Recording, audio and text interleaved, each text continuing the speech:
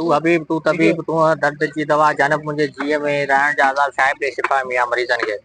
सभिनी दोस्तनि खे असां साफ़ी ॿाहिरि जेके असांजा जावेद कालरू सिंध टीवी न्यूज़ हुनखे असां भलीकार कयूं था सिंध डेवलपमेंट फाउंडेशन जे हिन कैंप ते अचनि ते। असांजो जेको इहो सिंध डेवलपमेंट फाउंडेशन आहे इहो असां हिकु नओं इदारो जोड़ियो आहे जेको असां टे दोस्त आहियूं सागर मेश्वरी सागर कुमार ऐं मां यास कालरू। असां जेको हिते सिचुएशन हिते माहौल खे ॾिसी करे असां जेको असांजो ग़रीब माण्हू पंहिंजो ॿिनि वक़्त जे वेले लाइ परेशान आहे मज़दूरी जेको आहे तुंहिंजी घटि आहे ऐं इलाज करण लाइ ॾाढो परेशान हूंदो आहे हिन करे असां सोचियो त असां कुझु अहिड़ो कयूं जेको असांजी क़ौम जो फ़ाइदो थिए असांजा जेके माण्हू आहे जेके परेशान आहिनि उन्हनि जो कुझु फ़ाइदो थिए इन करे असां इहो सम्झोसीं हिकिड़ो जेको बीमारी में असांजी क़ौम ॾाढी वकिरियल आहे जेके हेपाटाइटिस बी आहे सी आहे मलेरिया ऐं कई सारियूं बीमारियूं आहिनि त असां उनजो इलाज जेको आहे मुफ़्त कराए सघूं ऐं असां पंहिंजी क़ौम खे फ़ाइदो ॾेई सघूं। इन जे करे अॼु असांजी कैंप लॻाई असांजी पहिरीं कैंप आहे शुरूआति आहे ऐं इनशा ताला अवां ॿाहिरनि जे सहकार सां ऐं अव्हांजे मदद सां ऐं अॻियां ॿियूं कैंपूं बि असांजूं लॻंदियूं असां एजुकेशन ते बि कमु कयूं पिया कंदासीं ऐं हेल्थ ते बि कमु कयूं पिया उनजे अलावा ॿ टे ॿिया असांजा नुक़्ता आहिनि जंहिं ते आस्ते आस्ते कमु शुरू कंदासीं असांजी शुरूआति आहे ऐं तव्हां सभिनी साथी भाइरनि जो जेको आहे तमामु घणो हिकु दफ़ो ॿिया शुक्रगुज़ार आहियूं।